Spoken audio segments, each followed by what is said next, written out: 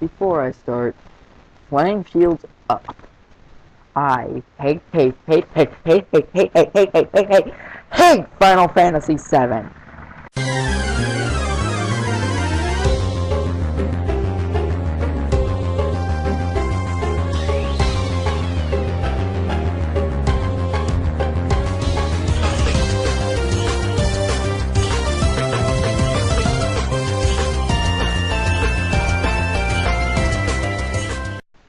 Yeah, that's right. I hate Final Fantasy VII. Judge me if you will, but this game is, to me, as Conker's Bad Fur Day is the Super Flipper.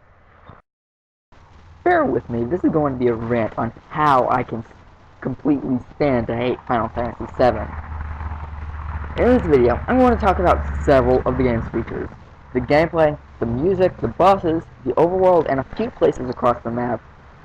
The story, and characters. So here we go. This is the reason I hate Final Fantasy VII.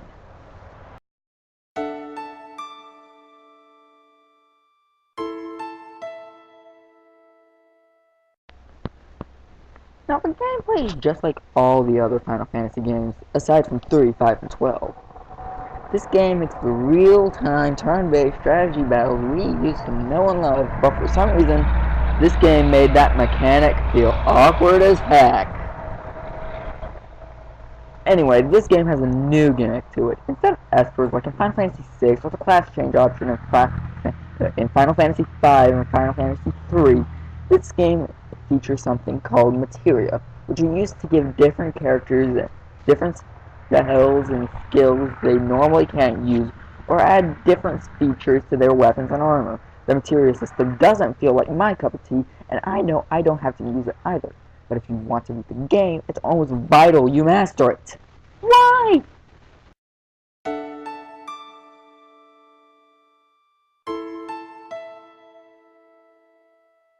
I'm not going a bit overboard with this, but tell me this. When was the last time you hummed it to yourself the boss theme for Genova, Sephiroth, the King from Ignor, or for the Shenron building? Never? Point proven. Especially, the music is very unmemorable, especially since most Final Fantasy games have very memorable music. And that makes me look down more on Final Fantasy 12. Let's go before I turn this into a Final Fantasy 12 rant.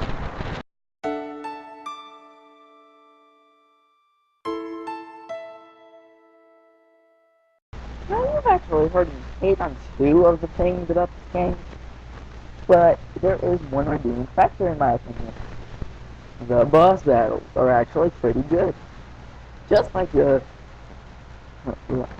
look at this amazing challenge, the good fight with Sephiroth and the fight with Genova are. They're actually pretty darn good. Especially since I can't believe I'm saying this. It's getting the materia in the game worth it. Oh god, that actually hurts me.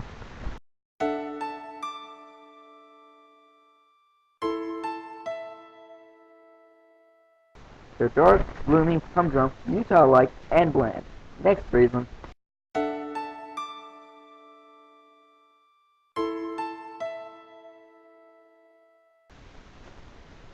This isn't good, but it's not bad.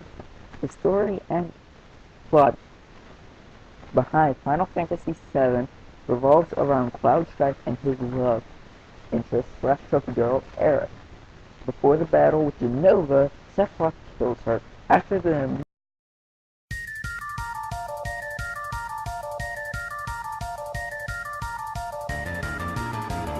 Cloud sends her off to sea, kind of like a proper burial. Throughout the rest of the game, Cloud keeps brooding about Aerith and how he couldn't protect her and never forgive Sephiroth. This isn't bad since the maker wanted to implement a real-world experience he had through the game. During the game's development, the maker's mother passed away and decided that he should base his game around the loss of someone he loved greatly.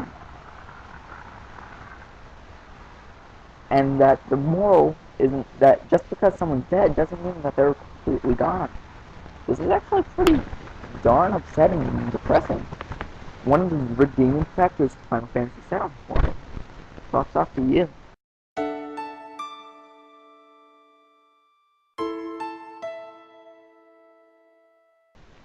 Emo, mama is bored. Stereotype, badass chick, man, mama.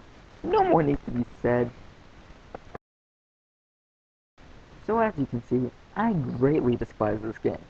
I would take Mega Man X6 over this game any day of the week, and that's a terrible game in my opinion. Not as bad as it is, but still. However, this didn't make me hate the game completely. What actually did was the fan base.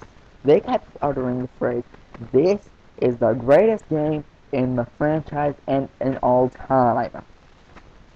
Oh, heck no, nowhere close. Just play Final Fantasy 4. No, just play Final Fantasy 4 and learn what an amazing Final Fantasy game is, you dumbasses! I didn't mean to shout.